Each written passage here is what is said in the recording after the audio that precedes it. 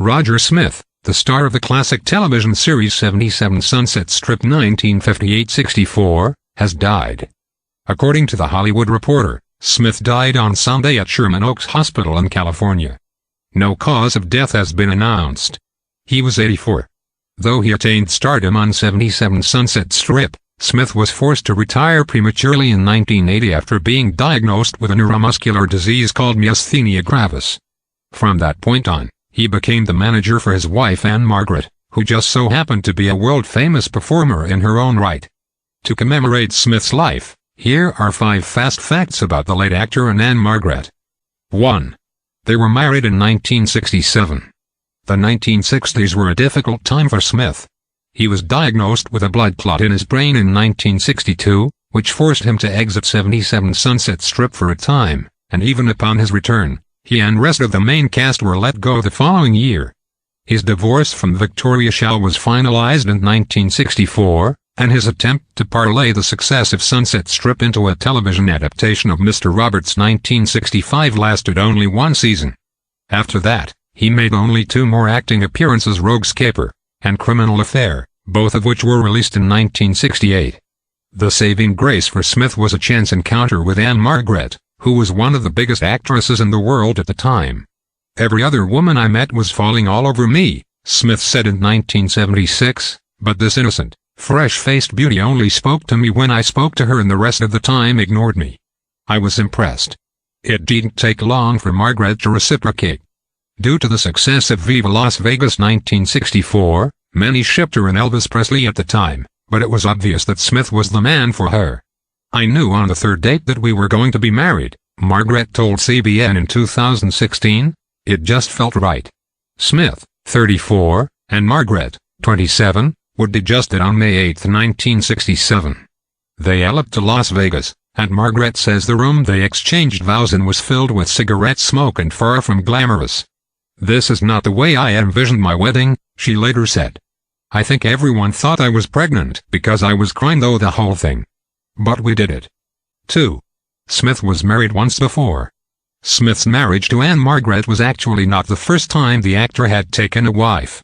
In 1956, Smith married Australian actress Victoria Shaw, whom he would go on to act with during an episode of 77 Sunset Strip. They had 3 children together, Tracy, Jordan, and Dallas, before their divorce in 1965. During the divorce proceedings, Shaw claimed that during the last 3 years of their marriage, Smith seldom talked to her when he came home from work. He said he didn't have anything to talk about and the only conversation we had was when I would talk about his hobbies or anything he was interested in. Smith didn't refute these allegations, and eventually agreed to give Shaw their family home in Encino and, according to Glamour Girls of the Silver Screen, $1,750 per month for both alimony and child support. As for Shaw's career, she's best known for films like The Addie Dutchin Story 1957, The Crimson Kimono 1959, and the science fiction cult classic Westworld 1973. Like her ex-husband, Shaw too was hampered by sickness, and died on August 17, 1988 as a result of her emphysema. She was 53. 3. Smith produced several of Margret's film's TV specials. Smith, with acting all but behind him by the early 1970s, formed a production company called Rogue Allen Productions with his former manager Alan Carr.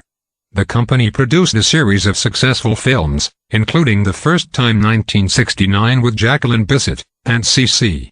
and Company 1970, which starred NFL star Joe Namath and Margret.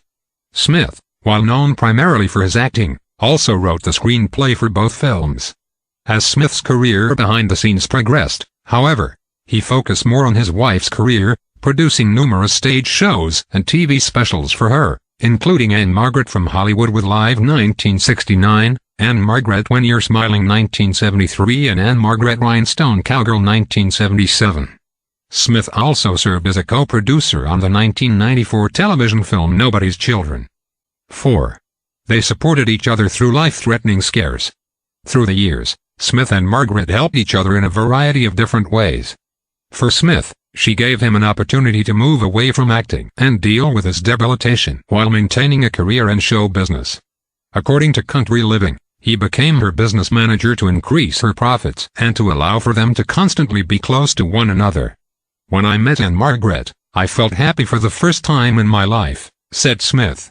"Once I found Ann-Margret, I couldn't stand to be without her and, surprisingly, she couldn't stand to be without me." This included a frightening experience in 1972 when Margaret fell 22 feet off an elevated platform and suffered a broken arm, cheekbone and jawbone. Smith flew a plane one he allegedly stole in a panic to Lake Tahoe to retrieve his wife and rush her to surgeons in UCLA for treatment. After 10 weeks of medical care, she returned to the stage good as new. "She wanted me to be like her father and I wanted to do it for her," Smith recalled. "It's corny but true. By doing what she wanted, I liked myself much better. Being with her was more important than all my childhood dreams about being a famous actor." Margaret added, "He had more faith in me than I did.